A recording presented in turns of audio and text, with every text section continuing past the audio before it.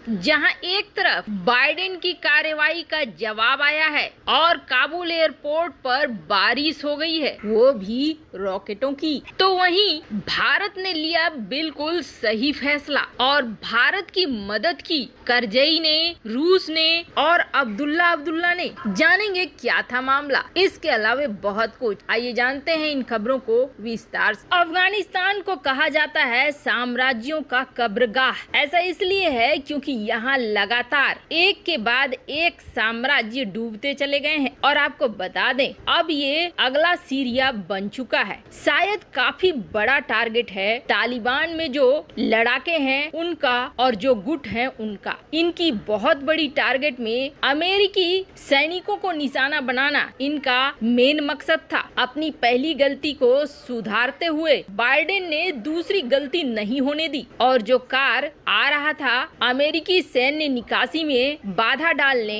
और कोई बड़ी खबर बनाने के लिए, बड़ी घटना करने के लिए उसे अमेरिका ने नाकाम कर दिया। पर सिलसिला यही नहीं रुका। अब ऐसा हो गया है जिस तरीके से इजराइल में फिलिस्तीन की तरफ से, गाजा पट्टी की तरफ से रॉकेटों की बारिश होती है, वैसा ही कुछ हो गया है अब काबुल एयरपोर्ट पर लगातार रॉकेट दागे जा रहे हैं। अफगानिस्तान की मीडिया के मुताबिक ये खुर्शीद प्राइवेट यूनिवर्सिटी के पास दागे गए और जांच से ऐसा पता चल रहा है कि ये रॉकेट दागे जा रहे हैं दो चीजों के लिए। एक तो जितना ज्यादा से ज्यादा यहाँ पर अमेरिकी सैन्य निकासी को प्रभाव में लाया जाए, इसे निशाना बनाया जाए। जितने ज्यादा अमेरिकन मरेंगे उतनी ज्यादा खुशी मिलेगी तालिबानी लड़ाकों को और उसके जो अलग अलग गुट हैं। तो वहीं दूसरी तरफ आप सोच रहे होंगे कि फिर इन रॉकेटों के हमलों से क्या हुआ। अभी तो किसी के हताहत होने की खबर नहीं है और ऐसा इसलिए नहीं है क्योंकि अमेरिका ने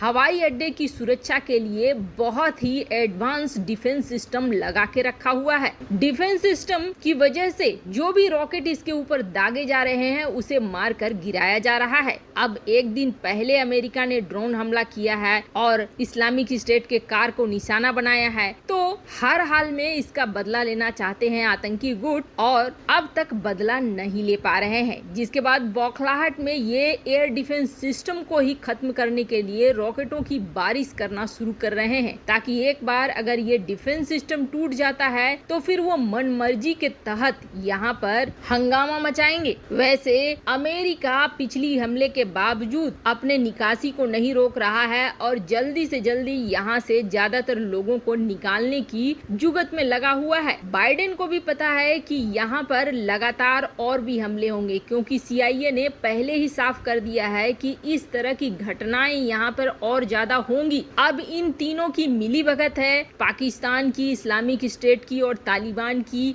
या फिर तालिबान और इस्लामिक स्टेट आपस में भिड़ रहे हैं, ये तो समय ही बताएगा। लेकिन इतना जरूर है कि ये क्षेत्र अब पूरी तरीके से सीरिया बन चुका है और यहाँ पे अशांति दस्तक दे रही है। चाहे कितने भी तालिबानी लड़ाके जो कुर्सी पे बैठ गए हैं, सत्ता पे बैठ गए हैं और ये बंदा विदेश मंत्री बन गया है, ये दुनिया भर से आग्रह कर रहा है कि मुझे मान्यता दे दो, लेकिन समस्या इसके भी दरवाजे पर खड़ी है और अब ये आपस में ही लड़ेंगे और भिड़ेंगे। खैर, खतरा जितना अमेरिकी सैन्य निकासी पे था उतना ही ज्यादा भारतीय सैन्य निकासी पे भी खतरा था। ये बातें अब खुलकर निकल कर सामने आ रही हैं। जैसे ही 15 अगस्त को कब्जा जमा लिया तालिबान ने, वैसे ही दुनिया के लिए ये थोड़ा आश्चर्य जरूर रहा कि इतनी जल्दी कैसे तालिबान ने कब्जा जमा लिया।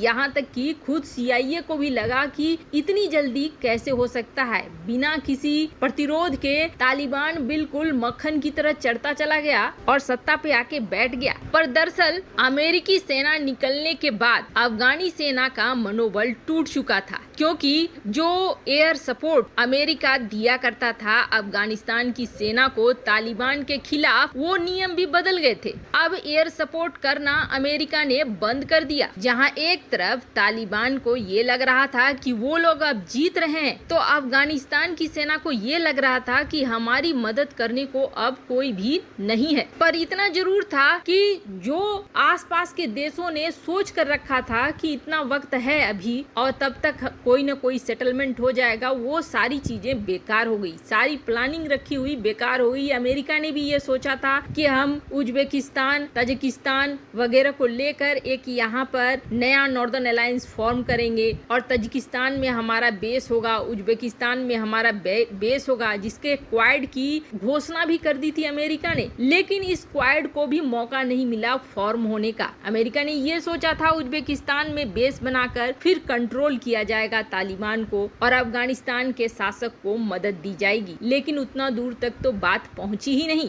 भारत के लिए भी अचानक से ही ये समय आ गया, भारत के सोच से भी बाहर हो गया था। CDS बिपिन रावत ने इसका खुलासा भी किया कि हमें पता था तालिबान कब्जा कर लेगा, लेकिन इतनी जल्दी कर लेगा इसका हमें पता नहीं था। फिर अचानक से भारत के सामने आ गई समस्या कि अपने राजनयिकों को, अपने नागरिकों को कैसे निकाला जाए। खास करके दूतावास के उन कर्मचारियों को निकालना बेहद जरूरी था जिसको ढाल बना सकते थे तालिबानी, जिनका अपहरण कर सकते थे और उसके बाद भारत के सामने अलग अलग शर्तें रख सकते थे, क्योंकि ऐसा कुछ नया नहीं है। भारत में पहले भी एक बार भारतीय प्लेन को हाईजैक करने के बाद इसी तरह की शर्तें उधर से आई थी, जिसको भारत को पूरा करना पड़ा था। यही वजह था कि भारत इस मामले में बेहद सतर्क हो गया था और भारत के लिए 15 अगस्त के बाद जो 2 दिन थे वो बड़े टेंशन वाले हो गए थे। अपने राजनयिकों को निकालने का फैसला भारत ने बिल्कुल पक्के तरीके से कर लिया था, चाहे लाख समझाने की कोशिश कोई भी करे। पर इसमें बड़ी मदद और बड़ी भूमिका निभाई करजई ने, अब्दुल्ला ने और रूस ने। ये खुलासे अब जाके हो रहे हैं। ये 3 थे जिन्होंने बहुत बड़ी मदद निभाई। दरअसल हामिद करजई और अब्दुल्ला ये 2 ऐसे थे जो कि पूर्व राष्ट्रपति और उपराष्ट्रपति थे। ये दोनों ही तालिबान के साथ नेगोशिएशन में शामिल थे, आपस में बातचीत होती थी। तो वहीं रूस भी था जो 7 सालों में तालिबान के अंदर अपने नेटवर्क बना चुका था। और ऐसे में भारत के लिए सबसे बड़ी चुनौती ये थी कि पाकिस्तान का हक्कानी नेटवर्क वहां घुसा हुआ था। उनके बीच से भारत को अपने फ्लाइट्स को निकालना था, अपने लोगों को निकालना था। ये चैलेंज भारत के लिए बना हुआ था। आखिरकार भारत ने इन तीनों की मदद ली और इन तीनों की मदद के कारण ही ये संभव हो पाया कि खुद तालिबानी लड़ाके सुरक्षा देते हुए भारतीय राजनयिकों को और राजनेताओं को C-17 विमान तक ले गए और वहां उन्हें छोड़ा। भारत ने ये फैसला हालांकि बहुत ही सही समय पर लिया। अगर भारत ये फैसला उस वक्त नहीं लेता तो जिस तरीके से अब यहाँ रॉकेट की बारिश हो रही है, 31 अगस्त यानी कल डेडलाइन खत्म हो जाएगी, अमेरिका अपने सारे सैनिकों को लेकर बाहर आ जाएगा। उसके बाद उम्मीद तो ये की जा रही है कि हालात और भी बुरे होंगे और तब यहाँ से अपने नागरिकों की, राजनयिकों की निकासी बेहद मुश्किल हो जाएगी। वैसे आपको क्या लगता है, क्या अफगानिस्तान अब अस्थिर होने वाला है हमेशा के लिए? कमेंट कर अपनी राय जरूर बताएं। जल्द मिलते हैं अगले वीडियो में नई खबर के साथ।